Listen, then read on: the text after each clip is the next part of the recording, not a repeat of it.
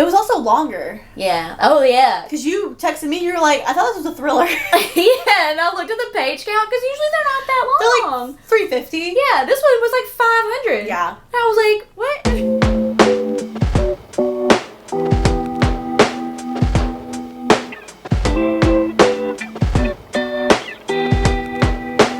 Welcome to Fizz and Fiction. Hi, I'm Kristen. I'm Spencer. We are... What did we say? This is where Bessies bond over books. It is. Cheers. Cheers. While we drink Fizz. And caffeine. Yeah. But we drink whatever we feel like. And not a good mimosa. Aw. Maybe just drink champagne. It's not fizzy. Like, usually there's like some bubble, and I don't know if it's just like the champagne. I had like one of those little bitty champagne bottles. I feel like it's your orange juice. If I like it, I think it's your orange juice. It killed it. Yeah. Maybe next time you can just finish it off with the champagne itself. Yeah, that's true. Anyway.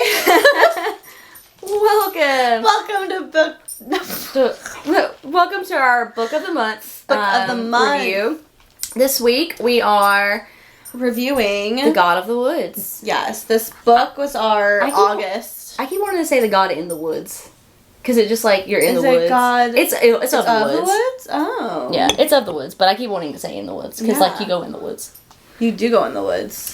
We don't have the physical book because we both read it, but yeah. You can see this. I'm gonna grab the beautiful synopsis. Cover. I actually do really like the cover. The covers are like, I don't know what it is. It's just like that drip. It's just like, what a cool job to design book covers. I think we've talked about this before. I know. But like, I 100% judge a book by its cover. I do too. It's like, if it's an ugly book cover, I don't want it. No.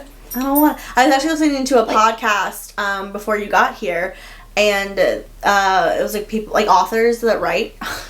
Authors that write. You know.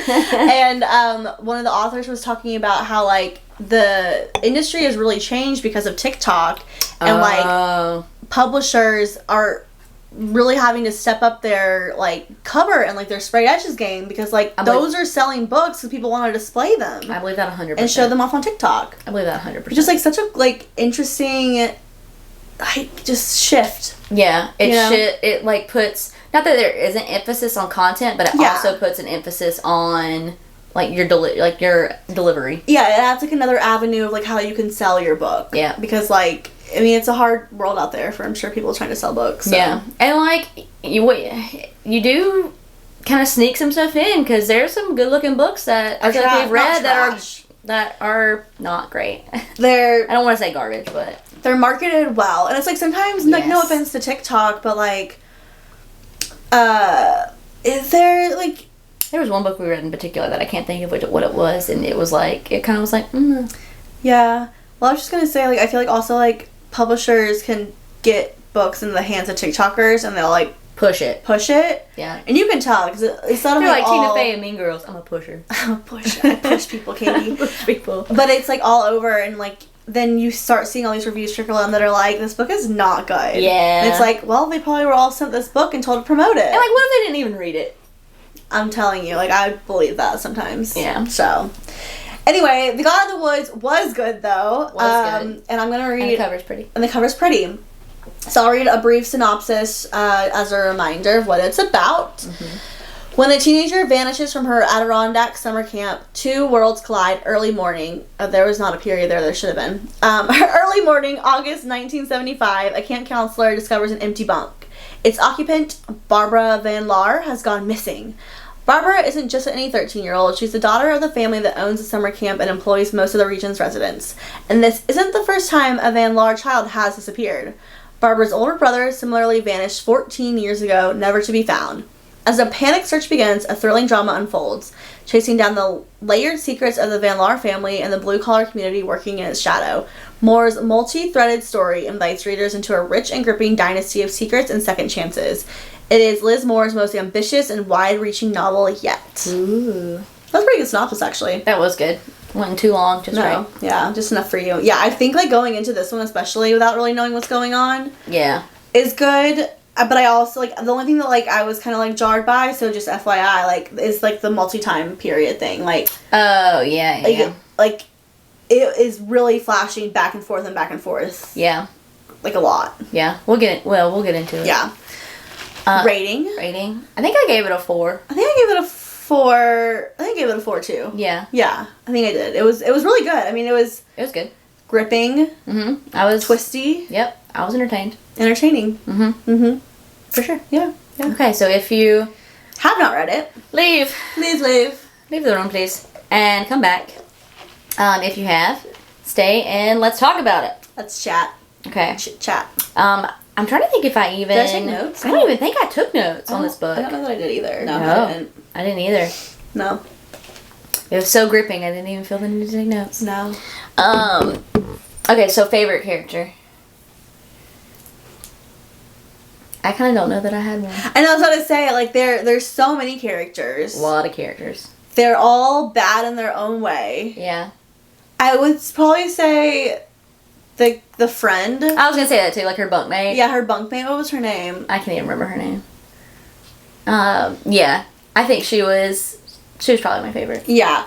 Because she was the one that was probably the most innocent in all this. Like, she was just there. Looking for her. I felt bad for her. Like, she just wanted to, like, have a friend. And she had a nice little ending. Yeah, and, like, her dad was kind of awful to her. Yeah.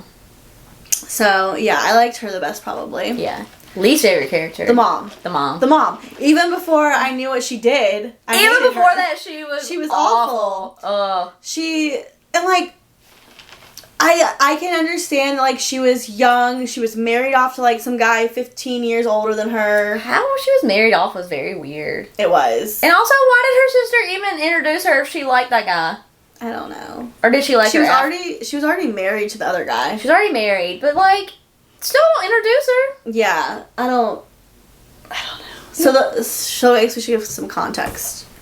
Yes. So, the mom of this daughter that goes missing, you meet her in a, like, flashback where she is, like, 16, 17. She's young. She's not even 18 yet, I don't think. Definitely not 18.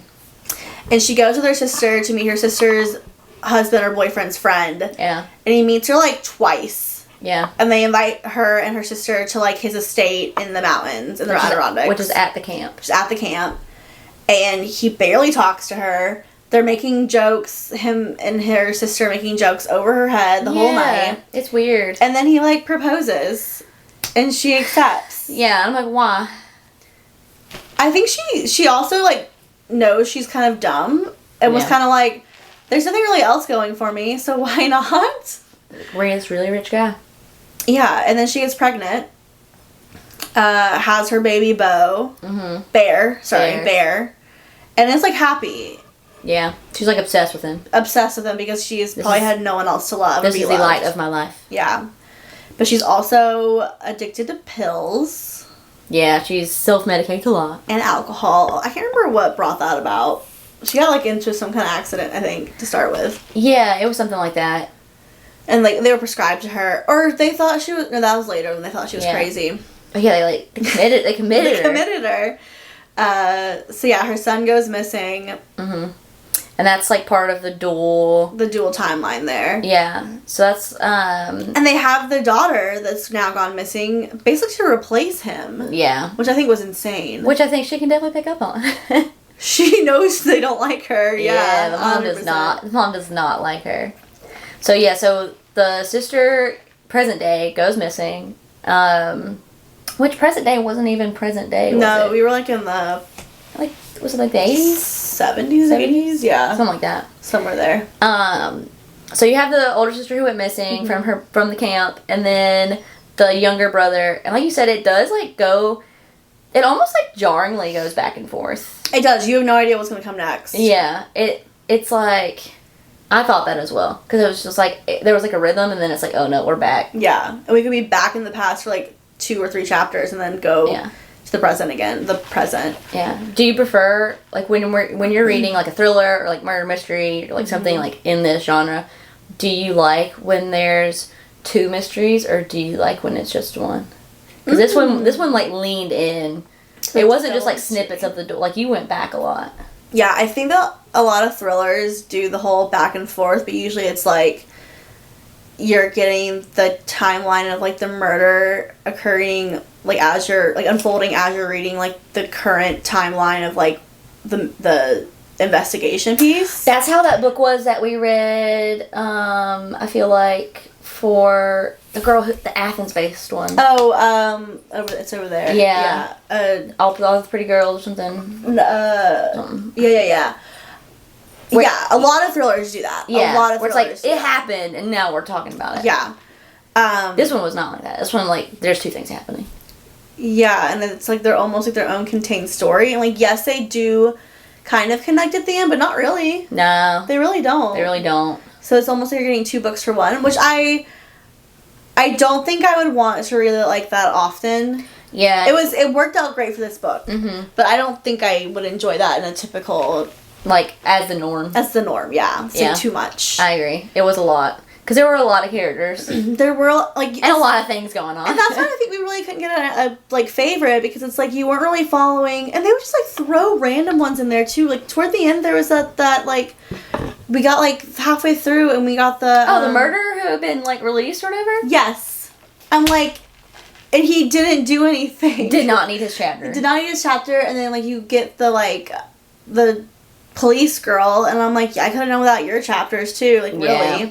So I there was so much going on. There was so much going on. Yeah, like the fact that they included a chapter from that murderer who had like escaped prison, and I get that he led them to the little boy, but like he didn't need his own chapter, and he wasn't like physically there. Like it was just like one chapter of him like on the run. Didn't need that. No. And then like I don't even know that he was the one when he was telling them where to find the boy. It wasn't his chapter. I think it was like hers. Oh yeah, I think we weren't even in like, so we really did not need him. Yeah. And like the part where she like not magically, but like she's such a good investigator that she gets him to basically confess on those other murders that he never confessed to. I'm like, what do we need this for? This is literally... He's like, oh, you're a girl. I'll talk to you. It was so... I'm like... That was like a whole 3rd book. It was... And I didn't need it. I didn't need it. Yeah. I think that's probably what kept it being a 4. Yeah. It's like that aspect of it. I was like, I didn't need this. No. So yeah, I think I would say I don't want to see that more of that. Please. Yeah. It was completely unconnected. Yeah. Like, not even... Yeah. It was completely unconnected. Yeah. I didn't enjoy that. No. After reading this book, what are your thoughts on impacts of, like, generational wealth and privilege? Because, like, that was such a big theme, especially, like, in both timelines, but especially, like, in the one before. Because you find out that the mom killed the boy. Like, she was so out of her mind, blasted. She had the drug problem, like we said. Yep. They have, like, this annual party. Yeah. Which, like, seems so sus. It does seem sus. It seemed like such an orgy. Her husband, like, just invites all these hot models and, like, actors and stuff. Yeah. And then she walks in on her husband hooking up with her sister. Yeah. I was just like... And, like, that's what makes her go do more drugs, I guess. Mm-hmm. And then she... comes across her son and is like, my one true love, my pride and joy. Yeah. Let's go on a boat ride. And he like wants to like I feel bad for the boy because he was just like trying to like appease her essentially. Yeah. Like he's definitely caught in the middle of everything. It's like, oh, mom's not doing well today. Let me go on this boat ride with her. He was gonna go hike with his grandpa. Yes. And it was like, oh, I guess I'll go with mom. Yeah. And that's also part of the generational wealth thing too because they put so much pressure on this boy that like he had become this kind of like people pleaser probably. But yeah, she gets out there. There's a storm. They flip the boat and he drowns. It's wild. And then they just cover it up. And because they don't want to like harm their family name. And she doesn't really remember doing it, I guess. So that they like don't they like tell her that he just like went missing. Gaslight her. They gaslight her. They gaslight her hard. Put her in an institution. Yeah. She's it's so sad. Yeah. But back to your question, I think that like what's so interesting is that you can really see because the grandfather is still around. Like the grandfather, and then the dad. Yeah. But it's the his great-grandfather, I guess, like, founded everything. And he was supposed to be, like, a good guy. I think you see this a lot in books. Yes. Where, like, the guy that, like, bootstraps it, he's the one that, like... builds the family. Does the hard work. He's probably, like, wasn't rich to begin with. Probably very humble. Humble, like, hardworking. They talk about how, like, he made this farm. He wanted the community to be part of everything. Like, he's always a good person. And then they raise these brats. They raise horrible people. And then it just becomes, like, it flows down. Yeah, it really does. Until something breaks it. And, like, it's sad. But, like, Bear could have become just like his dad if he had been allowed to survive. Like, you don't know. Yeah. And so, luckily, not luckily, but, like, because the dad wanted a son, I guess, like, they didn't really, like, no one really dealt with Barbara. No, she wasn't, like, brought into the fold. She wasn't. She was just, like, a replacement, but then when she got there, no one really cared about her. Yeah. And, like, I guess that's partly why the second mystery here is, like, where Barbara went. Barbara wasn't taken. She disappeared. Away. She ran away. Yeah. With the help of her camp counselor / babysitter / Yeah, that was a dynamic that I, like, wasn't fond of. No, it was kind of creepy for parts of it. I was like... The part where she is, like, in her dormitory and, like, the tent and stuff, I'm just like, that was what was weird to me. Yeah. I'm like, come visit in normal hours. They know we're friends. Yeah, and they know, like, you literally grew up on the same land, essentially, and you're her camp counselor, or, like, the head of it. It wouldn't be weird if you were talking to her. It's weirder that you're hiding it. Yeah. It's weirder that you're hiding it. Yeah, so I think that, like, she got to escape and, like, finally break that cycle, but we really don't. I mean, like... You just, like, see her at that cabin. Yeah. Also, okay... Do we think she's gonna, like, really stay out there for the next 5 years? I think she's gonna, like, let everything die down. I think that she knows that her parents are gonna stop looking for her. That's true. Like, it's sad, but, like, her mom went off her rocker again. Yeah. They shipped her back to, like, their New York house. Oh, yeah. The dad... Well, at the end, dad is getting in trouble for the son's murder, right? Yeah, for covering it up. Yeah, so, like... He's gonna be busy in jail. And the grandfather, too. Like, they both helped. Are you satisfied with that ending? With her being alive and them getting their comeuppance? Yeah. Yeah. I think that, like... The one thing I thought was weird is the investigator swimming out. Oh, that was so weird. It was so weird. She was weird. She was weird. She was weirdly obsessed with what was happening. Like, I don't know. Like, she couldn't, like, leave her family. I don't know. The investigator was weird. Yeah. I didn't like being in her mind. No. So she gets to, like, this location because she figured it out, like, where the girl was, and, like, swims an entire, like... Through, like, the pond lake or whatever. Through a lake. Gets there. The girl, she's like, are you okay? And she's like, yeah. And then she just leaves. And then she swims back. And I'm like... Okay. And it was supposed to be, like, this whole, like, acceptance of, oh, she's, like, you know, she's okay and this is better for her. But I'm like, is it? She's 13 years old living on an island. But I will say, I think that, like, and this is probably also privilege, too, is, like, she's never had to, like, fend for herself or work for herself. And even now, this babysitter person that she's had her whole life is, like, probably bringing supplies for her. That's true. I don't know. So, yeah, I think it's, like, I'm glad that she is alive. I don't feel bad for anyone but her little friend that doesn't know. I think she guessed that she was okay, too. Like, she had, like, some, like, feelings. She's like, I feel like she's not dead. Oh, the one part I did like... So the little friend goes missing when she goes to try and find her. And they talk about the lady in the woods. Oh, yeah. And it's that guy's wife. So back in the olden days, back in the flashbacks... They had a fall guy. Which it was unintentional, I think. They didn't mean for him to become the fall guy. I think it fell into their laps. It did. Because he was, like, the last person to technically see, like... He's like, I saw him tying his shoes.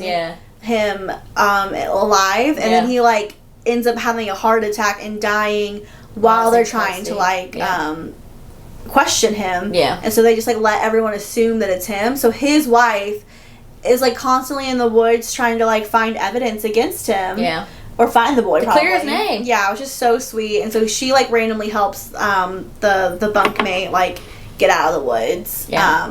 So, yeah. There were tiny moments like that, where I really liked the book. Yeah. I liked some of the I like the side characters, because even the camp counselor who was gonna potentially get pinned for Barbara. Oh yeah. And then her boyfriend was a trash human being. Which is also like the whole they're a whole other family that's just like reeking of privilege. Yes, exactly. And he doesn't get his in the end. In the end, no. He gets off, and then he gets to like marry the 17-year-old that's also part of the camp. Yeah, it was weird, but all of it was There's always a fall guy. It's just like it makes me wonder, just these people with all this generational wealth, just like how much are they pinning on other people and getting away with it? I think that if you really looked into it, it would make you upset. Oh. I think that maybe not murder. Maybe not murder. Maybe not murder, but white collar crimes, like for sure. Financial crimes. Absolutely. 100%. Yeah. Like hiding things in offshore accounts, or a lot of adultery, I'm sure, having kids out of wedlock and just hush money, things like that. Oh, and then not to make this weird, but all the P. Diddy stuff, I'm sure that kind of junk is happening more than you think with rich people and celebrities, and they never get caught or get in trouble for it. Yeah. Man. Yeah. So it's a different kind of privilege. I'm would you, if you married into that, number one, would that prevent you from marrying someone? Knowing that their family is like that? Probably has a lot of skeletons. Maybe they're not like that. Maybe. Ooh. But they come from that family, and it's all those movies where you see it where they look down on you. It'd be hard. Yeah. It'd be hard. Because you are marrying the person, but you're marrying their family too. Absolutely. Yeah. If your family's close enough, and ones like that, maybe they're not close, but they are in your life. Have you watched on Netflix? I watched this too on Netflix recently. The Perfect Couple. Oh, I haven't watched it yet. Nicole Kidman. Yeah, is it good? It's good. Yeah. But it has similar vibes, rich people get away with shit. Yeah. Kind of thing. Getting away with shit. It's a whole genre, and I eat it up because I want to see them get theirs in the end. Oh yeah. Yeah. So yeah, I think it was a great book overall. How would you think that it compares to other thriller novels you've read? I feel like it wasn't as fast-paced. Probably because of all the back and forth. Yeah. I wasn't I feel like I was, even though it was good, compared to some of the other ones we've read, I feel like I wasn't sitting on the edge of my seat. It was also longer. Yeah. Oh yeah. Because you texted me, you were I thought this was a thriller. Yeah, and I looked at the page count, because usually they're not that long. They're 350. Yeah, this one was 500. Yeah. And I was what? Yeah. Yeah. And that probably impacted the pace, and also having two stories at once. You're writing two whole different stories, and you automatically slow the other one down when you jump to the other one. When you jump to the other one, 100%. Even if it's context for the other story, you lose the rhythm, because you are tricked at a certain point into thinking oh, maybe it's the same person that killed Bear that killed that is grabbed Barbara here. Yeah. But in the end, it's not, so it didn't really matter. Yeah. No, I think it was definitely unique in a lot of ways for the kind of book it was. Yeah. Yeah. That's why it's getting all this attention. Yeah, but it's been selected from for Barnes & Noble selected it for some kind of book of the month thing. Oh, really? Yeah, I think so, because I remember seeing it there. I think that I think maybe that's why it's getting so much attention, is because it's different. Yeah. And it's very different. But yeah, I think overall, I really enjoyed it. I enjoyed the story. I don't know if I enjoyed not how it was written, but the way it was presented. Yeah. Yeah, that's fair. Yeah, I think that's the best way to say it. Yeah. So yeah. Who are we cheering to? I'm gonna cheers to her friend, whatever her name was. Yeah. I'll cheers to Bear. May he rest in peace. R.I.P. It wasn't his fault. It was too soon for you, sir. And your mom's not gonna get in trouble for it, so. She's just locked up. Cheers. Cheers. And join us next week. Yes, please come back next week. We have another exciting installment of Fizz and Fiction. What are we going to be reading or reviewing? The Lawless, which is the first book in the Chestnut Spring series by Elsie Silver. Yes. Yeah. Till then.